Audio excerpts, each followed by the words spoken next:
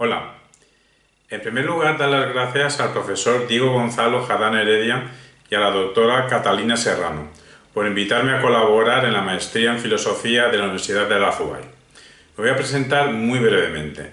Mi nombre es Javier Eladio Guzmán Villanueva y en torno a 2017 y 2019 he realizado una investigación en la Universidad de Córdoba, en España, en el programa Lenguas y Culturas, en la línea de investigación Teoría Práctica de los Discursos, una investigación que lleva por título Análisis del debate de competición académico, estrategias discursivas. Y esto ha motivado mi presencia colaborativa en esta maestría, porque lo que yo he investigado pues tiene cabida, encaja perfectamente con las directrices generales de esta maestría. Esta maestría en Filosofía de la Universidad de la Azubay, y permitidme que os recuerde la definición, la delimitación así de estar por casa, pero que nos sirve perfectamente, de filosofía de la UNESCO. La UNESCO dice que filosofía es ese instrumento necesario para afrontar desde el respeto y el diálogo los problemas de nuestro tiempo. Literalmente, instrumento preciso para afrontar desde el respeto y el diálogo los problemas actuales del mundo. Pues estas son las directrices generales en las que nos queremos basar. También acotamos que este curso de análisis de las estrategias discursivas, análisis conceptual, pues es un fragmento, es un segmento dentro de la categoría general de la retórica actual, de la retórica contemporánea. Una retórica actual contemporánea que nosotros definimos de la siguiente manera. Retórica es el área de conocimiento que estudia el entrelazamiento de las estrategias discursivas. ¿Cuáles son las estrategias discursivas? Las estrategias argumentativas, persuasivas y comunicativas.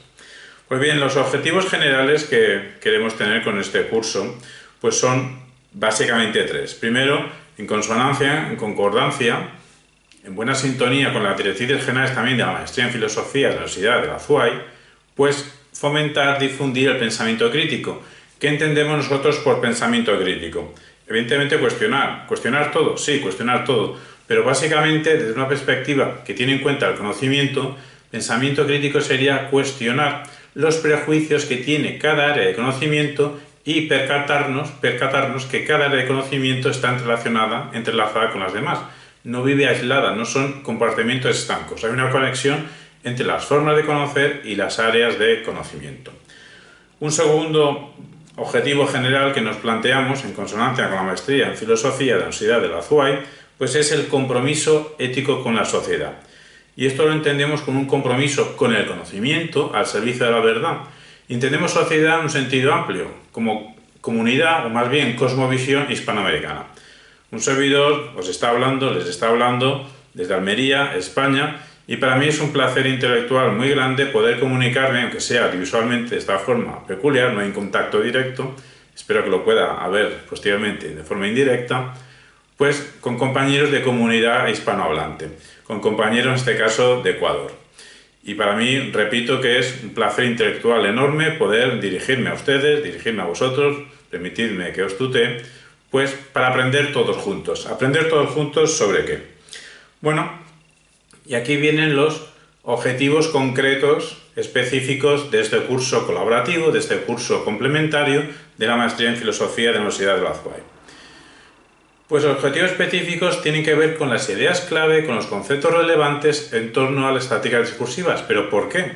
¿Por qué queremos compartir esto? Porque estamos convencidos que quien quiera mejorar su capacidad de construir un discurso, quien quiera mejorar su capacidad de debatir, pues tiene que estar al tanto de los conceptos clave, de las ideas clave. ¿Y estas ideas clave cuáles son? Pues las ideas de sistema, interpretación, análisis, diálogo, discurso y problema. Entonces este curso lo hemos planteado pues con un índice, una estructura, una arquitectura de 7 vídeos. Este primer vídeo no cuenta la numeración, es un vídeo 0, es un vídeo de introducción al análisis conceptual de las estrategias discursivas. Pues vamos a decir simplemente ahora a continuación unas pequeñas iluminaciones, unas pequeñas directrices filosóficas muy generales. Habrá un vídeo 1 sobre la idea del sistema, un vídeo 2 sobre la idea de interpretación, hay un vídeo 3 sobre la idea de análisis, un vídeo 4 sobre la idea de diálogo, un vídeo 5 sobre la idea de discurso y un vídeo 6 sobre la idea de problema. Y si hemos dicho antes un séptimo vídeo es porque, aunque no está grabado actualmente, pues nos ofrecemos a resolver las dudas, las ampliaciones que queráis que un servidor tenga cuenta, os podéis comunicar conmigo pues de la siguiente manera, a través de la forma intermediaria del responsable de la maestría, el profesor Diego Gonzalo Jadán Heredia. Cualquier mensaje, correo que le mandéis, él me lo transmitirá a mí y yo con mucho gusto pues realizaré un séptimo vídeo, octavo vídeo, noveno vídeo sobre las cosas que queráis que podamos compartir, queramos ampliar, queramos profundizar más o aclarar todavía más. Los destinatarios de este curso complementario a la maestría en filosofía de la Universidad de la Azuay pues son personas formadas bien en ciencias sociales, humanidades, ciencias exactas. Eso en plano genérico, pero en plano concreto de este curso, pues anhelamos que quien nos siga este curso sean personas que tengan aspiraciones a mejorar su manera de construir y mejorar o empezar a jugar al juego del debate. Debatir se puede debatir de una forma coloquial, pero también se puede debatir de una forma competitiva, reglada en los torneos de debate.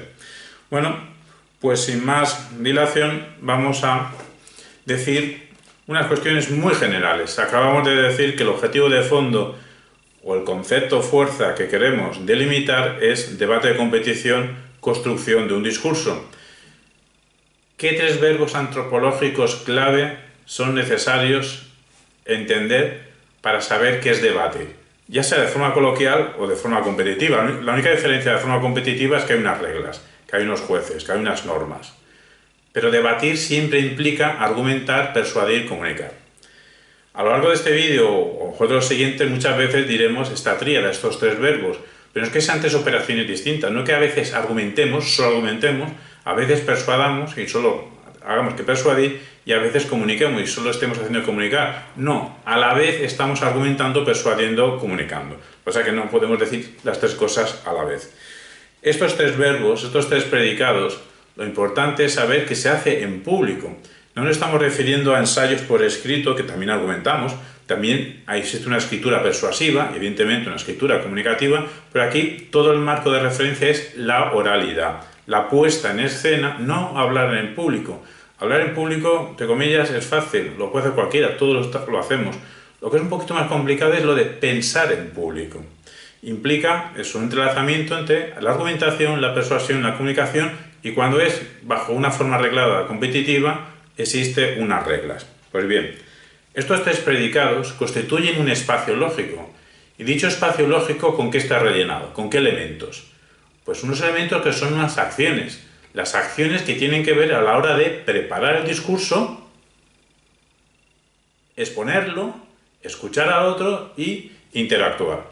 ¿Qué acciones esas son importantes? Bueno, saber sistematizar. No nos referimos a hacer todo un sistema filosófico, sino tener una actitud sistemática. Sistematizar, interpretar, analizar, dialogar, discutir, problematizar. Todas estas acciones, todos estos elementos de este espacio lógico, lo que no hacen es delimitar el contorno teórico de lo que es construir un discurso, de lo que es debatir.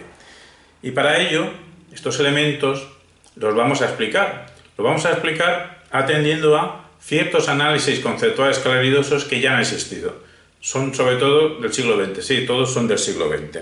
Análisis conceptuales de Mario Bunge, Edgar Morin, Gadamer, Wittgenstein, Austin, Siar, Grice, Brandon, Rawls, Jakubinsky, Volosinov, Medvedev, Tierno Galván, Appel, Habermas y Michel Meyer. Bueno, Michel Meyer está vivo ahora en 2020, estamos grabando esto en marzo de 2020, perdón, estamos grabando esto en noviembre de 2020, la maestría es en marzo de 2021, y Michel Meyer, de todos los que he nombrado, es el único que está vivo.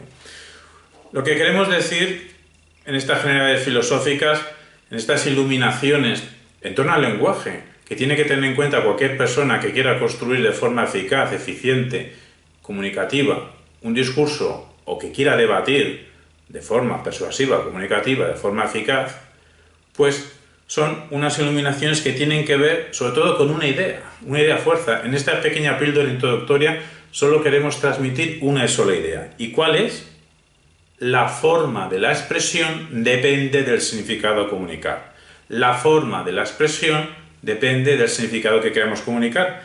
Vamos a esbozarlo con unas pinceladas a partir de Santayana, de George Santayana o Jorge Santayana, porque aunque intelectualmente se le considera estadounidense, es de origen español, y Santayana, en el sentido de la belleza, en 1896, y en La razón en el arte, de 1906, pues nos dice lo siguiente: la sintaxis es un efecto, y como efecto, ¿qué es la sintaxis?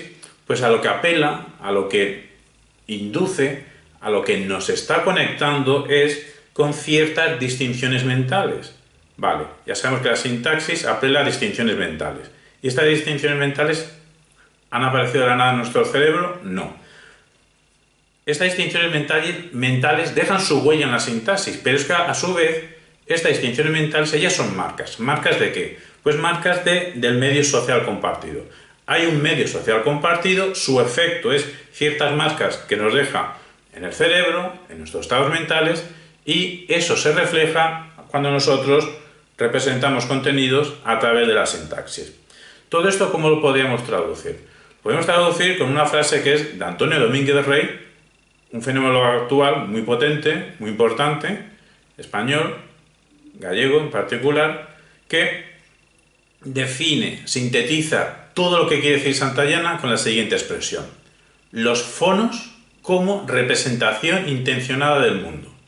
Los fonos, los sonidos no son sonidos simplemente, no son materia física, que lo son, pero los fonos es una representación intencionada del mundo. ¿Esto tiene una repercusión en este marco de fondo que es construcción de discurso, debatir? Pues sí. El deslizamiento que hacemos nosotros, que acabamos de decir de Santayana, de que los fonos son una representación intencional del mundo, nosotros sacamos la siguiente repercusión. Las distintas estrategias de la actividad debatística optimizan los distintos recursos de la razón sonora. ¿Cuándo? A la hora de expresarlos en público. No podemos pasar por alto tampoco la fenomenología de Edmund Husserl. Estamos ya en el continente europeo. Hemos pasado de Estados Unidos, aunque Santayana luego emigró a Italia. Estamos en Europa, estamos en la fenomenología, estamos en Edmund Husserl, estamos a principios del siglo XX. 1900 es el último año del siglo XIX, y de 1900 es Investigaciones Lógicas 1 de Edmund Husserl.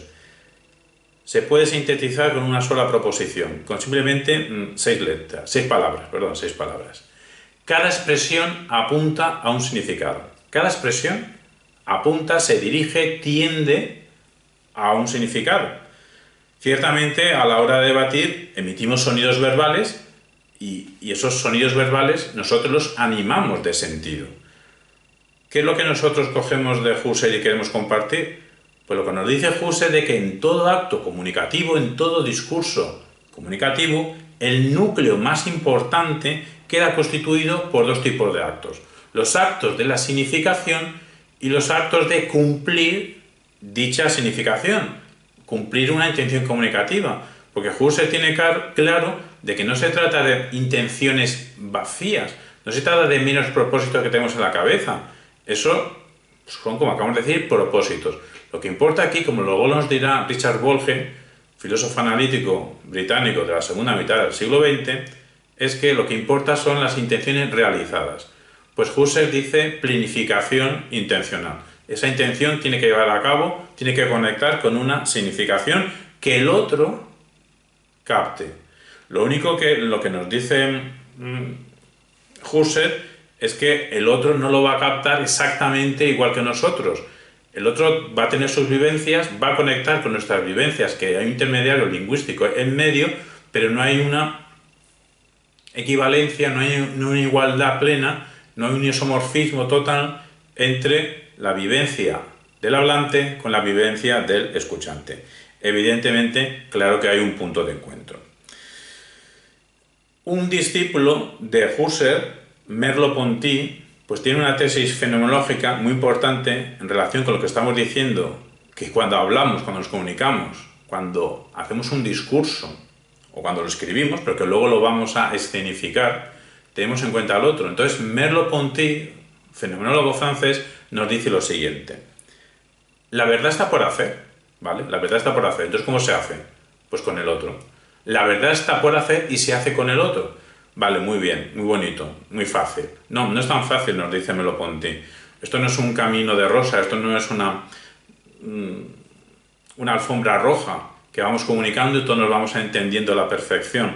Aquí hay una lucha, aquí hay una dialéctica, aquí hay un conflicto. Nos dice Merleau-Ponty que la verdad está por el hacer, se hace con el otro, pero en un hacer que es un conflicto, hay unas rivalidades, hay unas tensiones. La búsqueda de esa realidad común, nos dice Merleau-Ponty, conlleva rivalidad, disputa, conflicto. Bien, ¿eso cómo lo deslizamos nosotros hacia nuestro campo de interés, que es construcción, discurso, debatir? Pues que debatir no es un cántico al relativismo. O sea, pareciera que debatir es saber el pro y el contra, a favor y en contra de la misma cosa, como si fuéramos sofistas, con la mala interpretación que tienen los sofistas. Aquí no nos da tiempo para explicarnos, pero queremos hacer una reivindicación positiva de los sofistas. Tener en cuenta la doble perspectiva ante un problema, eso no quiere decir caer en el relativismo. Se le acusó de forma quizá perversa por parte de Platón y sus seguidores a los sofistas, cuando los sofistas son los pioneros de la lingüística, son los protolingüistas, los sofistas. Pero lo que queremos decir es que debatir no es un cántico al relativismo, más bien un juego colectivo en pro de la dimensión común, una verdad siempre por hacer a la que solo podemos acercarnos entrelazándonos. Bien, entrelazándonos, y vamos nosotros a entrelazar. ¿Y cómo nos entrelazamos? Con la voz. Estamos todavía en el marco de la fenomenología, aún no nos hemos ido al último campo que vamos a ir, será Ortega y Gasset, dentro de poco tiempo. Pues la fenomenología a la voz le da una importancia suprema. La fenomenología otorga una relevancia semántica a la voz. ¿Por qué? Porque la voz es un fenómeno físico externo, idóneo, para que el escuchante conecte con nuestra conciencia. Pero que lo que acabamos de decir con todo es que nos advierte Husserl que no existe una equivalencia, no existe una igualdad de vivencias entre los interlocutores. Por lo que al escuchante no le queda otra que ponerse en una actitud de escucha, en una actitud de suposición interpretativa. Tiene que suponer interpretaciones al escuchante de lo que el emisor, el hablante, está comunicando, de sus actos de significación. Pasa que, como hemos dicho en un principio, el hablante no tiene simplemente que hacer significaciones y ya está. Tiene que intentar significaciones, pero luego tiene que intentar realizarlas. Tiene que espabilarse de tal manera que lo que diga, lo diga de cierta manera para que el escuchante lo entienda. Porque si no, no habrá dicho absolutamente nada. Será un acto autista, un acto privado, etc. ¿Cómo desplazamos, deslizamos lo que acabamos de decir de Husserl, de que el escuchante mantiene una suposición interpretativa al mundo del debate, al mundo de la construcción de discursos? De la siguiente manera: debatir es muy fácil, solamente requiere escuchar. La primera gran operación que tiene que hacer el debatiente es escuchar. Pues bien, debatir requiere escuchar. De ahí que la voz del otro nos exige establecer un vínculo ontológico, un vínculo con ambas realidades, es que el que escucha y el que habla. De ahí que la voz del otro nos exige establecer un vínculo ontológico con cierto tipo de materia, que son los sonidos. Los sonidos producidos por el otro. Así, de esta manera, debatiendo, se produce un vínculo fónico, un vínculo de sonidos entre dos cuerpos, bueno, o más cuerpos, pero al menos dos cuerpos, y esos cuerpos son lenguaje en sí mismo. El cuerpo es lenguaje en movimiento. Continuamos y acabamos con Ortega y Gasset, que ya hemos dicho que es la última estación iluminativa de esta introducción general. Ortega y Gasset ya en 1915 impulsa una, perdón por el palabra, noología de la significación. Luego lo recupera en 1946 cuando anuncia una nueva filología. No sabemos si esa nueva filología puede encajar con la concepción analítica de la filosofía, pero sí que hay bastante interrelación en elementos comunes. Sobre todo con su proposición básica. Es que, como nos explica Antonio Domínguez de Rey, podemos resumir toda la lingüística o protolingüística, pensamiento lingüístico de José Ortega y Gasset con la siguiente proposición: pensar es decir, pensamiento igual a lenguaje. Y con esta proposición básica, fundamental, fundante, podríamos decir, de esa nueva filología de Ortega y Gasset, de que pensar es igual a decir, pues Ortega y Gasset se situó, sin saberlo, a lo mejor sin tener plena conciencia, en el giro lingüístico de la filosofía que aconteció en todo el siglo XX, aunque Ortega y Gasset estaba al tanto de los avances en filosofía que se hacían en Europa y en Estados Unidos. Entonces, posiblemente tuviese cierta conciencia de que él se estaba situando en el giro lingüístico de la filosofía. Y es que, como nos dice Antonio Domínguez Rey, podemos resumir todo este pensamiento lingüístico de Ortega y Gasset, aparte de esta frase de pensar es decir, si tenemos que explicarlo un poquito más, una frase un poquito más larga, de Ortega y Gasset, ¿qué frase sería? La siguiente, que el fenómeno básico de la lengua es tener que decir algo a alguien, pero bueno, a ser posible con claridad comunicativa. La lengua, el lenguaje consiste en tener que decir algo a alguien. Y el añadido que recoge Ortega y Gasset, que comparte, que nosotros asumimos y compartimos, es que cuando comuniquemos, pues que sea con claridad. Ahí la elegancia que invoca Ortega y Gasset al filósofo, de que la claridad tiene que ser la elegancia del filósofo o viceversa.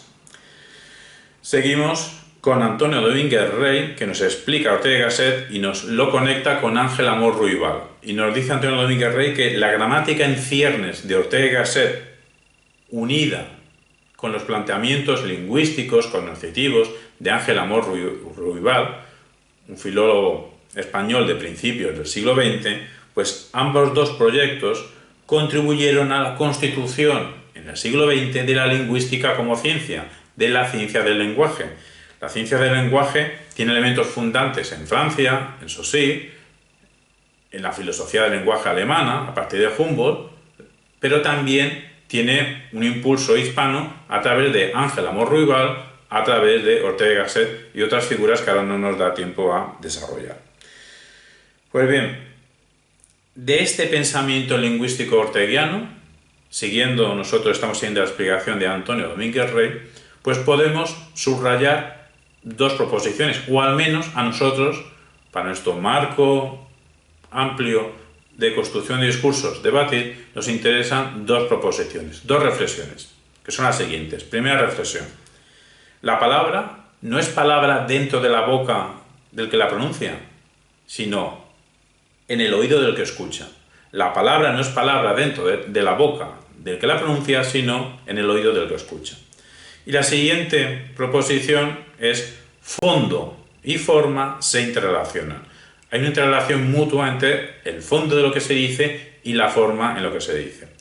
Bueno, en tiempos de Ortega y Gasset, con sus correspondencias con Pío Baroja, con Azorín, pues ya sabemos que la generación del 98 y con Unamuno, bueno, había una rivalidad intelectual entre Unamuno y Ortega y Gasset, pero podemos extrapolar a la generación del 98 en general. Ortega y Gasset es un poco posterior, es más joven que ellos, pues esta idea básica de que el fondo y la forma a la hora de escribir, la generación del 98 se refería a la hora de escribir, pues están en correlación.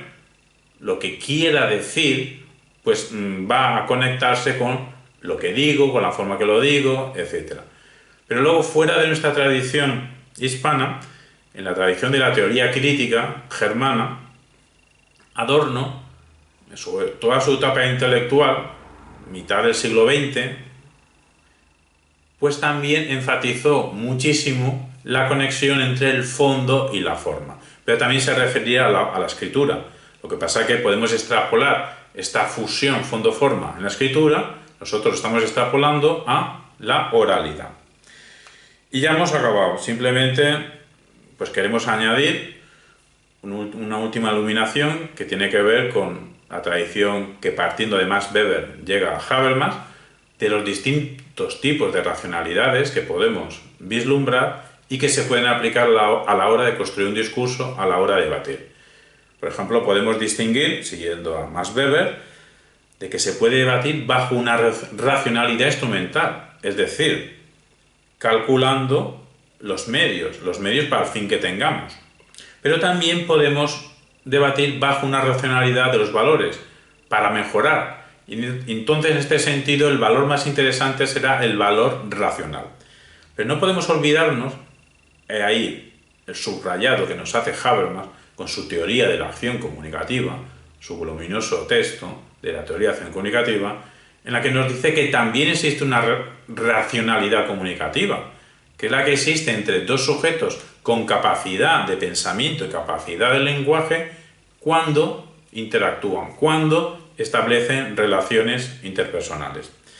Y ya sin más, acabamos sintetizando diciendo lo siguiente, que en definitiva, construir un discurso, debatir, conlleva una dimensión estratégica, cuyo análisis, para saber de qué va esta dimensión estratégica o cómo operamos a la hora de ser estratégicos cuando construimos un discurso y luego cuando debatimos, pues lo haremos mejor, o esa es nuestra intuición, si estamos al tanto de ciertas ideas, de ciertos conceptos. ¿Qué conceptos son esos que hay que analizar? Las ideas de sistema, la idea de interpretación, la idea de análisis, la idea de diálogo, la idea de discurso y la idea de problema. Idea que iremos desarrollando a lo largo del curso. Y repito que cualquier persona que quiera comunicarse con nosotros para que expliquemos más y mejor cualquier idea o cualquier concepto, pues a través del responsable de la maestría en filosofía se puede poner en contacto con nosotros y con mucho gusto contestaremos. Repitiendo lo que hemos dicho al principio del placer intelectual que nos supone comunicarnos, aunque sea ahora audiovisualmente, esperemos de otra manera más directa, con personas de Ecuador interesadas, amantes de la filosofía, pues anuncio el siguiente vídeo, la siguiente sesión, que será sobre la idea de sistema.